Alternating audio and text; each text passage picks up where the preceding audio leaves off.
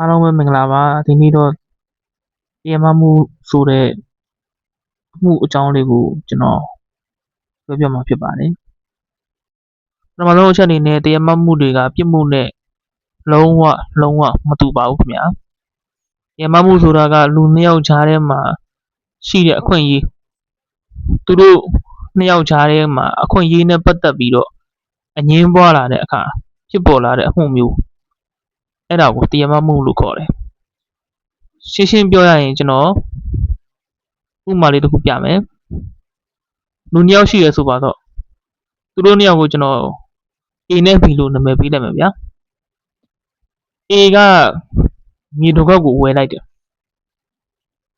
ဒါပေမဲ့အဲ့မြေက B ရဲ့အမွေ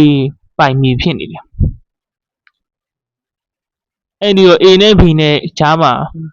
ပိုင်ဆိုင်ခွင့်ဆိုတဲ့အငြင်းပွားမှုလေးဖြစ်လာပြီပေါ့အဲ့ဒီအငြင်းပွားမှုလေးကိုတရားမမှုလို့ခေါ်ပါတယ်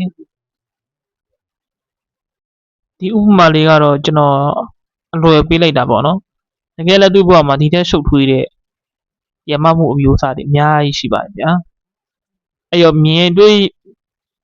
ရတတ်တဲ့တရားမမှုတော်တော်များများကတော့အမွေမှုတွေ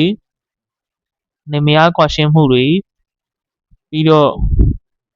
အိမ်တွေတိုက်ခန်းတွေပိုင်ဆိုင်ခွင့်တွေပေါ်မှာပြဿနာတတ်တဲ့အမှုတွေဒီစာချုပ်စာတမ်းနဲ့ပတ်သက်တဲ့ကိစ္စတွေပြောရရင်စာချုပ်အတိုင်းဆောင်ရွက်ပေးသလိုမှုပေါ့ဥပဒေအနေနဲ့ပြောရရင်ပြည်ညင်ရဆောင်ရွက်ပေးသလိုမှုအဲ့လိုအမှုလေးတွေကတော်တော်များများတွေ့ရလေးရှိတယ်ဒုတိယတစ်ချက်အနေနဲ့ကတော့တရားမမှုမှာအမှုတွေကိုခေါ်တဲ့အခေါ်အဝေါ်လေးတွေကနည်းနည်းကွဲပါတယ်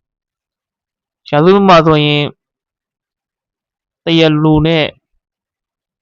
ဆွဆွဲခံရသူပေါ့ဆွဆွဲခံရသူဆိုတာကဆွဲချက်မတင်ခင်ကိုပြောတာဆွဲချက်တင်ပြီးွားရင်တော့တရားခံပေါ့ဒီလိုရာဇဝတ်မှုမှာအဲ့လိုလေးတွေတုံးတယ်တရားမမှုမှာတော့ရှင်းတယ်စတာကလေးကတရားလို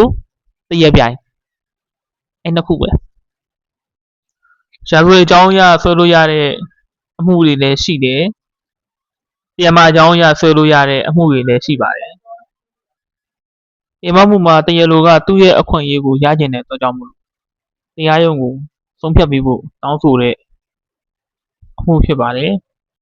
တရားရုံးကိုဒီလို request လုပ်ပြီးတော့တောင်းဆိုရတာဖြစ်တဲ့အတွက်ကြောင့်မို့လို့တရားရုံးကို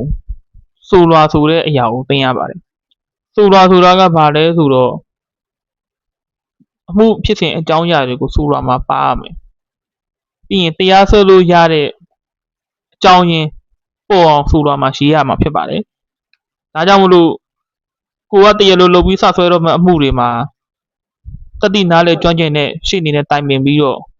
ဆွဲကြဖို့ကျွန်တော်အကြံပြုချင်တယ်အမှုတွေကိုစဆွဲတဲ့အချိန်ကနေသုံးခန်းတိုင်တဲ့အထိကိုတရားမကျင့်ထုံးဥပဒေအရာပဲလောက်ကမှာဖြစ်ပါတယ်ပြောရရင်တော့တရားမကျင့်ထုံးဥပဒေမှာပြဋ္ဌာန်းထားတဲ့လုံထုံးလုံနည်းတွေအတိုင်းတရားမမှုတွေကိုဆောင်ရွက်မှာဖြစ်တယ်ဒါကြောင့်မို့လို့အချင်းချုပ်ပြီးတော့ပြောရမယ်ဆိုရင်တရားမမှုဆိုတာကလူတွေကြားထဲကအခွင့်အရေးတွေပိုင်ဆိုင်မှုတွေပြီးတော့အမွေမှုတွေစတဲ့အငြင်းပွားမှုတွေအဲ့အငြင်းပွားမှုတွေကိုတရားရုံးကနေပြီးတော့ဖြေရှင်းပေးရတဲ့အမှုအမျိုးအစားအဲ့ဒါကိုတရားမမှုလို့ခေါ်တယ်ဥပဒေဘုဒ္ဓတွေကိုသိထားဖို့ကအရန်အရေးကြီးပါတယ်။ဘာကြောင့်လဲဆိုတော့အဲ့လိုသိထားမှပဲကိုယ့်အခွင့်အရေးကိုကိုသိမယ်။ကိုယ့်အခွင့်အရေးကိုသိတဲ့အခါမှပဲ